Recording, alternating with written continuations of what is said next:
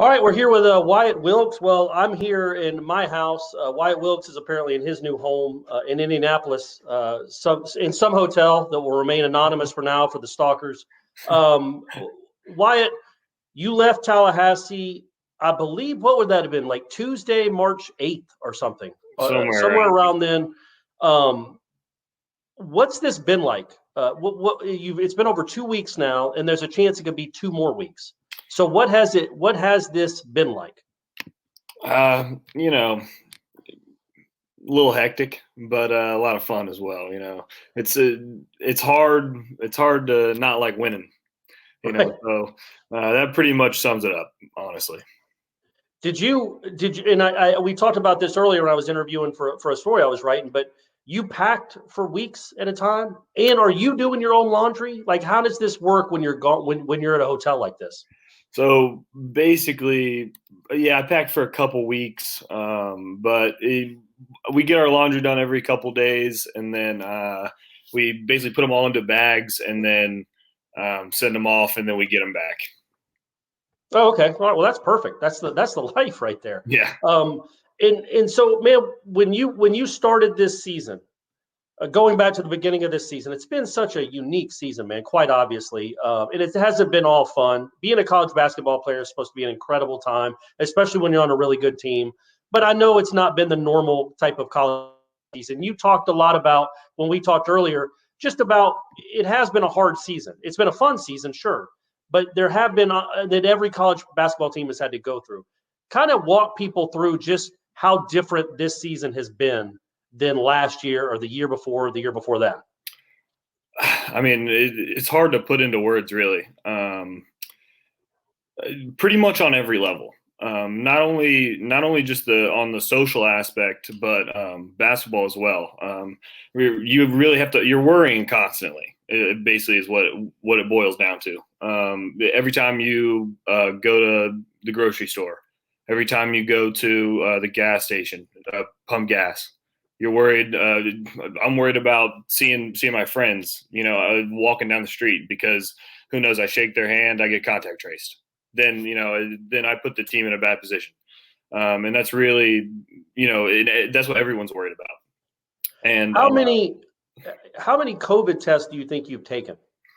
Too many. Are they still going straight up the nose? Do you have the saliva one now? How are they testing you guys now? Luckily, we got the ones where it just goes on the right. We do it ourselves, so it just goes right on the inside of the nose. It's really not that big of a deal, but up here it's drier here than I'm used to. So like my nose, my skin's dry, so like it's a little abrasive. But yeah, we get tested every single day, and they have a scheduled time so that we're not mixing with other teams or anything like that. And we just go up, swab real quick, and then we're pretty much done. And what are you guys allowed to do with each other? Like, if MJ wanted to hang out and watch the women's tournament on Wednesday night or Tuesday night, can he come into your room? Or is that allowed? Or do y'all have a space somewhere in the hotel where y'all can gather as a team to hang out and watch games? Yeah, well, we have a meeting area. It's I wouldn't say a common room, but yeah, we just call it a meeting area. So we have a projector in there. We can watch games. It's where we eat our meals together. As far as like living quarters, we're living in single rooms right now. But as far as like we meet I see everybody every single day constantly. So usually 3-4 meals a day. And then like today, for instance, we lifted.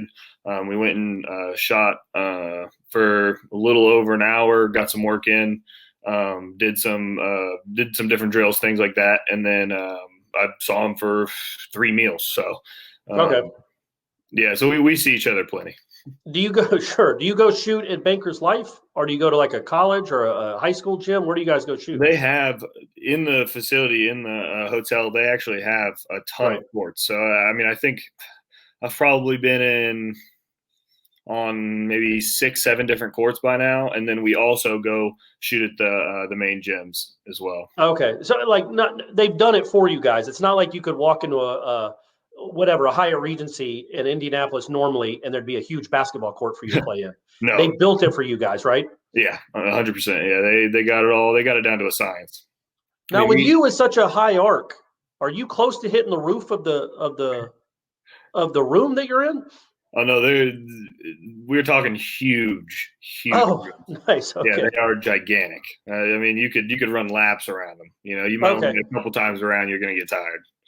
So, man, talking to you, we talked earlier today in full transparency. I was writing another story, and I'm like, man, this guy's really, really intelligent. Not that I didn't think you were anyway.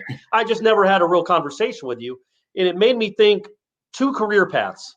First off, we know your dad and granddad both coached basketball. I think did your dad just retire? Is that right? No, my dad's still coaching. They didn't have a season this year, so. Oh, okay, right. Yeah, I'm sorry. Sorry, Mr. Wilkes. I'm not trying to retire you. And your granddad was a legendary coach, decades ago.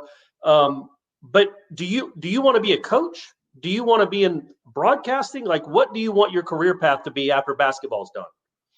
Honestly, right now I'm pretty much going with the flow. I'm not exactly sure. I never really thought about coaching, like earlier in life, really, which surprises most people. But I was around coaches all my life. A lot of my family coached, so I see what the toll it takes. I see like my dad used to be gone all summer long, things like that. So I'm not sure about that now. But I have been really interested in broadcasting. I have a podcast. Which obviously because of COVID, it's been a little bit difficult to, keep going just because of the things I mentioned before about, contact tracing, things like that. But I really enjoy doing stuff like that. And, I would really be interested in doing that. Yeah.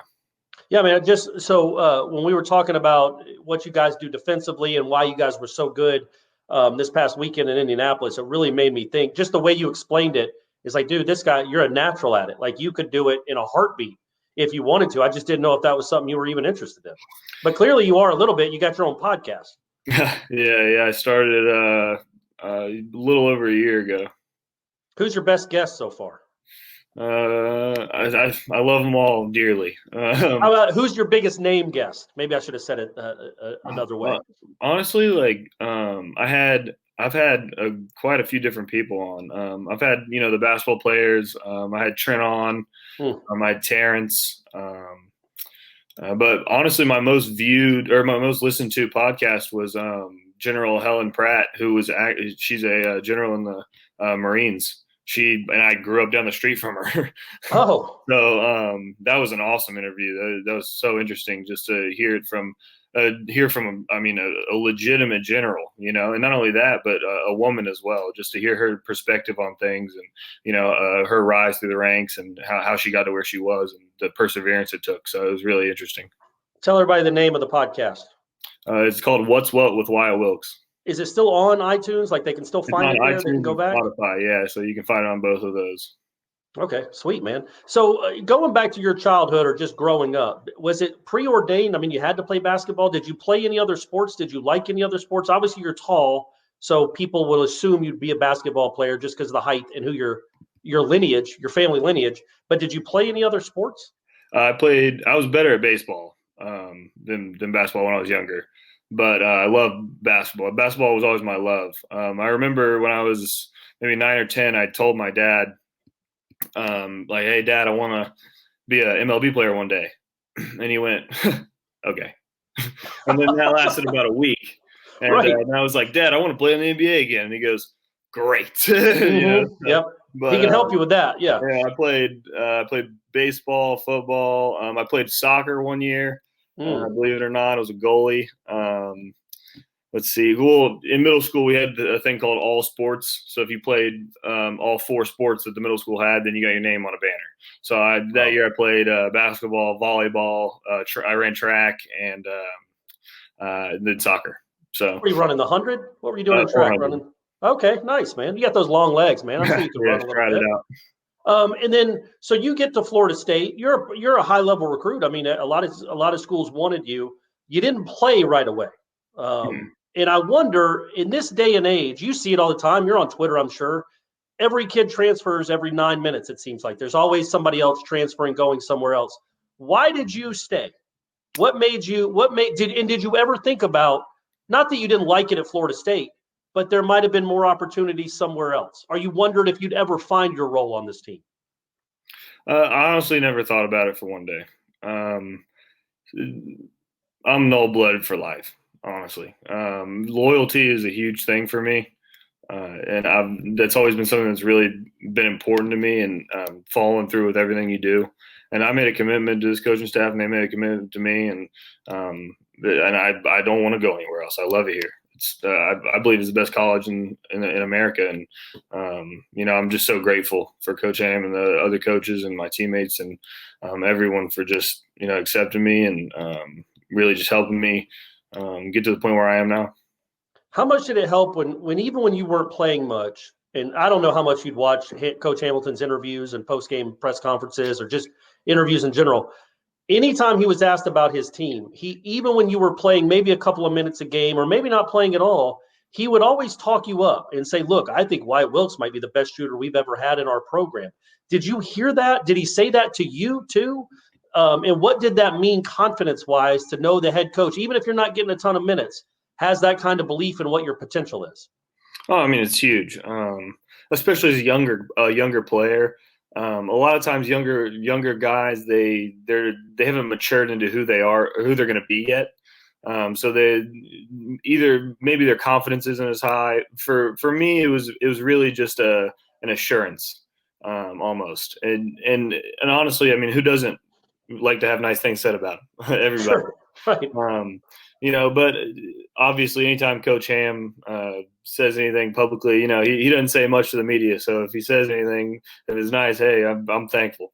And of course, if he believes in you, he's going to let you know. If you mess up, he's going to let you know. He's about as straightforward as it gets, which I really appreciate from him. And I guess it's such a unique characteristic of this program that, three of the guys in the rotation, three of the big-time players this year, two of them start, and you started for a time too, all redshirted. I know you had an ankle your first year, but you, Anthony, and Raekwon all redshirted. And typically, the big-time players that you guys have turned into, they don't redshirt right away, and they're not cool with it. And Raekwon even admitted he wasn't always the best redshirt freshman. He struggled a little bit with practice and getting his mind right and getting over that disappointment. But now here we are 3 or 4 years later, whatever it's been, and you guys are in the Sweet 16 again, and you're huge components of it. Like, I guess, how unique do you think that is in NCAA basketball for three rotation players and very important pieces to have redshirted on this level? I mean, first of all, you just don't see it that often. Most of the time, you're not going to have three guys that stick it out. Maybe one, maybe two, but rarely 3 or 4. More than that is even rare. So, but I mean, it's really just a testament to both the players themselves and the culture. The culture that the coaching staff has instilled is second to none. It's honestly unbelievable. I have friends that play college basketball at schools all over the country, and every time we either play against them or they see us play, they're like, "Man, like y'all look like you're having so much fun." Like I wish like we were like that. Like I've had old teammates say that they wished that they were having as much fun as we were having, and I mean that just speaks volumes. And I mean that right there should answer the question. And I think it comes from the guys like you. Well, guys like Raekwon and Anthony and you. Like, I remember watching you guys when you weren't playing, and you guys were Malik when he had a red shirt. You're still all over the bench, jumping up and down, getting excited. You're there. You're engaged. You're invested. And even if you're not happy, you're only getting 11 minutes a game, or one game you play 7 minutes a game. When one of your teammates hits a big shot, you guys all jump up.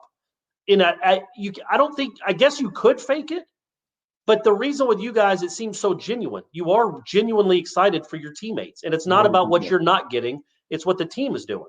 Exactly. And the reason for that is because the way we play and our style, I know that I might play 8 minutes one game and maybe not even have a shot attempt or an opportunity to rebound. Like that. That's just the case. But I could turn around the very next game and have 20 and shoot 10 times and just be getting the ball left and right. That's just how it is. So I'm going to of course I'm going to cheer for, and the other guys on the bench, they're going to cheer for guys who are in the game playing well, because they know they could turn around and have the same exact game the next game, and that guy will be cheering for them. Right.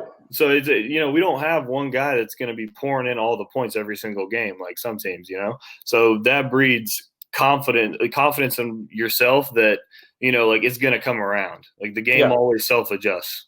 And I think you guys have had 10 games this year, or 10 different leading scorers this year, 9 or 10, just like you did last year.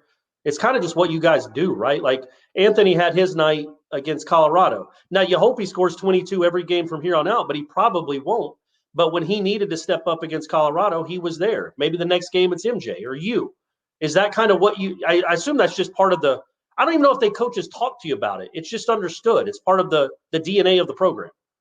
Yeah, it'll be mentioned every once in a while, like you just said, like we've had 9 or 10 or however many it was that have been the leading scorer, and that might be mentioned, but that's not really harped on because it doesn't need to be. It just is, and that I feel like once you get to the point as a program where it is, then that's when you're really doing something. I want to talk to you real quick about the last time you guys won a second round game, and that was 2 years ago. You were playing a pesky 12 seed, Murray State, who had a pretty good point guard, if I remember correctly. Excuse me. And the reason I bring this up, because I was thinking about you as a coach again. And I don't know if you've seen it. I don't even know if you've watched the game since. But it's either on Ja Morant's second or third three-pointer in like the first 4 minutes. You're sitting next to either Dennis Gates or CY. And you look to them as if to say, with your hands up, like, what are we doing? Why do we keep doing this? Do you remember that moment? Was the game plan to go under the screen and make him shoot threes? And then after the third one, you're talking to the coaches like, hey, maybe we should switch that up? Honestly, the game plan was perfect. It was just I think MJ on that one, I think he went a little low, how we were supposed to go under it. But, I mean, do I blame him? No. In fact, I was matched up on Ja one time, and I just took a foul. So, but, I was probably – I do remember it, actually. I can tell you, I wasn't frustrated at MJ. I was frustrated that the man just hit 3 straight threes when we were playing good defense. Right, and it's like – you kind of the reason they would win games, he wouldn't score 60, he'd score 23 or whatever and have 14 assists. He'd get it. Exactly. So it made sense to play a little bit below him because nobody on earth is going to stay in front of him. You want to play a little bit off him, and then it just so happened it was almost like, oh, here we go. He's just going to make 17 threes. Now, I think he made 5 in the first half and maybe finished with 5. And obviously you guys won by 100, so it didn't end up mattering. I just remembered that moment thinking, yeah, I mean, I get this feeling, the sense that you see the floor, you see the game like a coach. I'm not trying to talk you into it at all. You do what you want with your life. I wonder if being in this program for 5 years, I guess, does it make you think that this is what you want your future to be? I know you want to keep playing basketball as long as you can, but even after it, is that something, even if it's a high school, if you want to be a high school coach and do your podcast, make your main money with your podcast, whatever it takes, do you want to be involved in the game, even if it's coaching rec ball with your kids one day?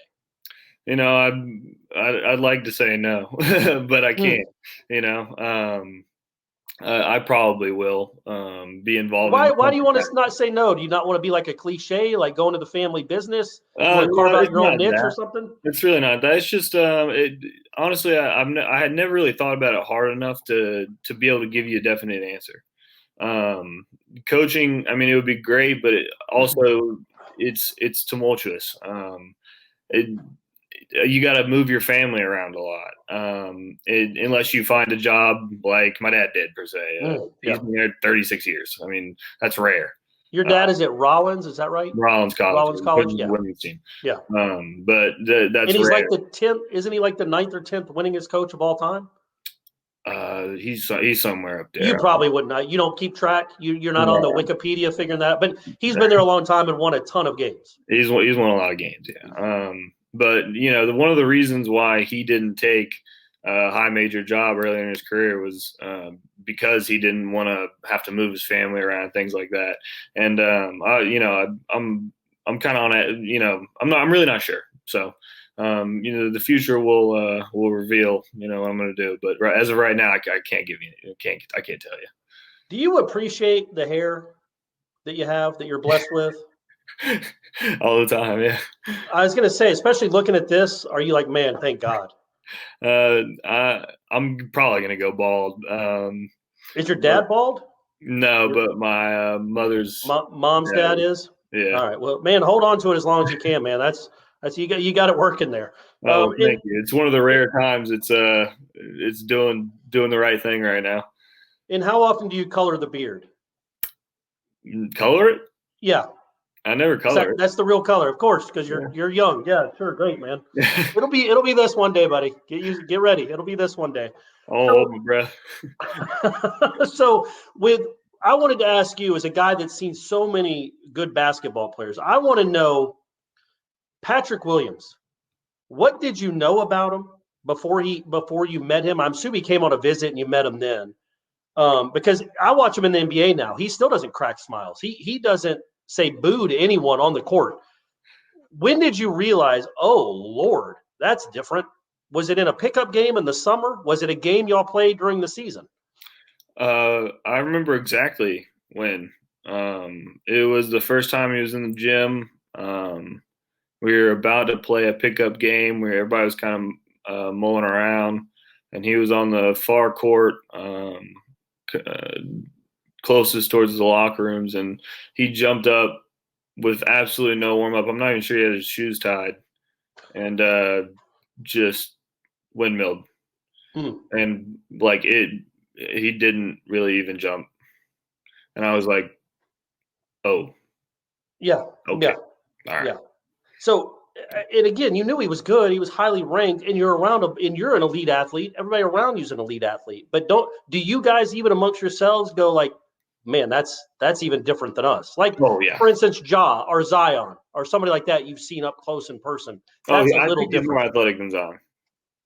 I don't think he's the second most athletic non-NBA player, in their prime, like grown man NBA player I've ever seen. The only other one that I would say was equal to or a little bit better was maybe Marvin at Duke, Marvin Bagley. Oh, okay, gotcha. Just he had the quick twitch muscles. Yeah. He could just, it's at 6'10", 6'11", just how he got off the ground, it was freakish. But Pat, I would say, is number two, a close number two. I don't know if I've ever actually seen him jump as hard as he can. I don't know if anyone has. Truly as hard as he can. It's always like he just jumps high enough.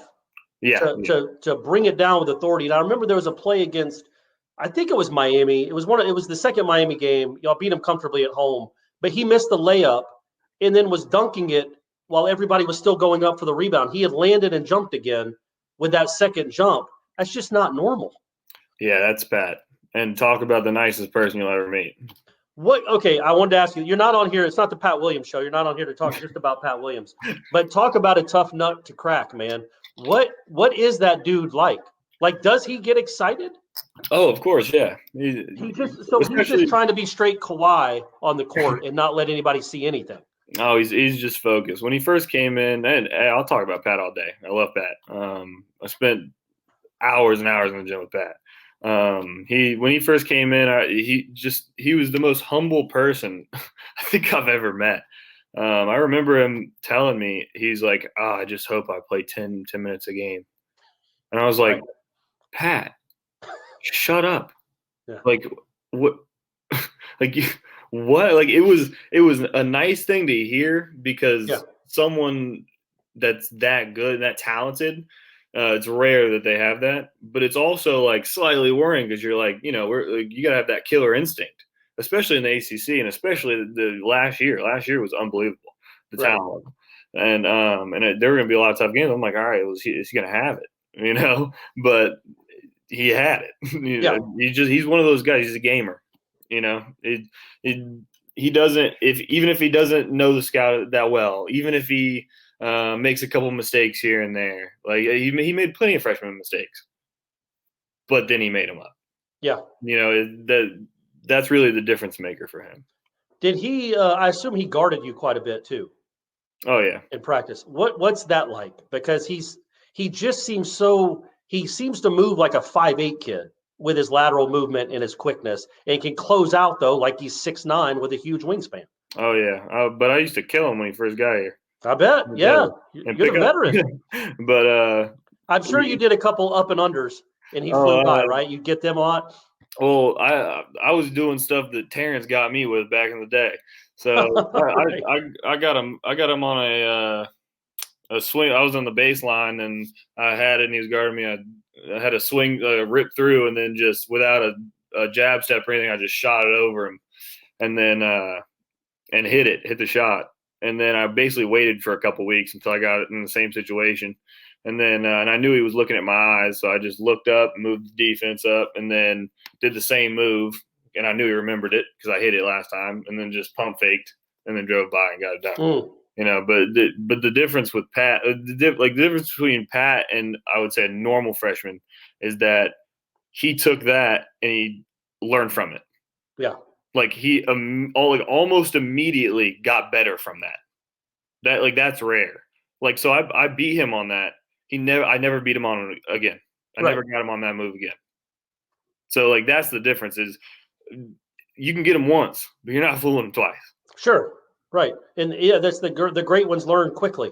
I mean, they have the talent obviously, but they learn quickly. And dude, I think he's going to be he has a chance to be a superstar. Like, he doesn't shoot a lot now because he's got some guards on his team that like to do most of the shooting. But I think as he gets older and becomes the focal point of that franchise, he could average 25 a game and never smile. Maybe not smile. He always like a smile when he's giving his Hall of Fame speech, the way that dude's going. So I want to finish up with you real quick about this team this season. It has been a challenging season for a lot of reasons. But you guys are on the cusp of doing something really special. This program has accomplished a lot of great things in your time here.